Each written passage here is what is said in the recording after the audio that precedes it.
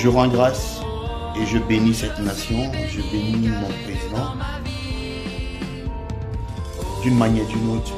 Que Dieu l'accorde la force, la grâce, le privilège.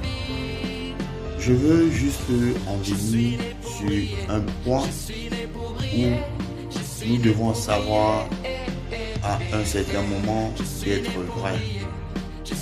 Je ne peux pas être à côté de toi et que je me rende compte qu'on ne parvient plus à avoir des éléments si on ne passe pas par des supports ou par des chevaux. Mais nous devons accompagner l'homme, nous devons accompagner le doyen et le père.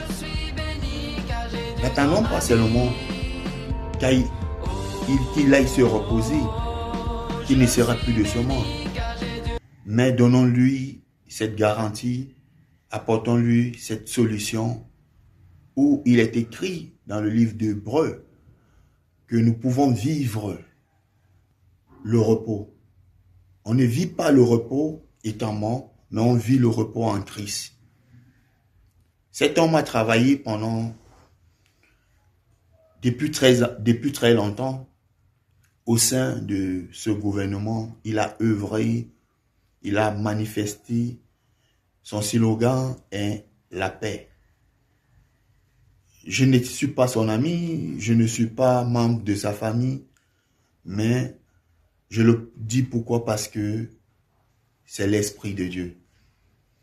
Nous devons être honnêtes. Il a défendu toujours l'identité du Cameroun partout, dans tout le territoire, comme à l'extérieur, les intérêts du Cameroun. Il a défendu l'identité du Cameroun. Pourquoi aujourd'hui nous ne pouvons pas aussi défendre cette identité dans la vérité? Il a promis le Cameroun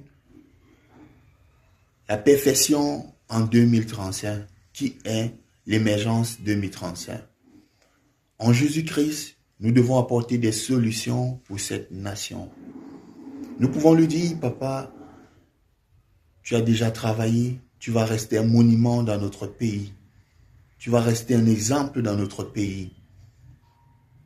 Donnons-lui cette place-là. J'implore la grâce de Dieu pour cette nation et je dis merci parce que des hommes et des femmes et des jeunes se lèvent pour prier pour cette nation, pour accompagner ce leader.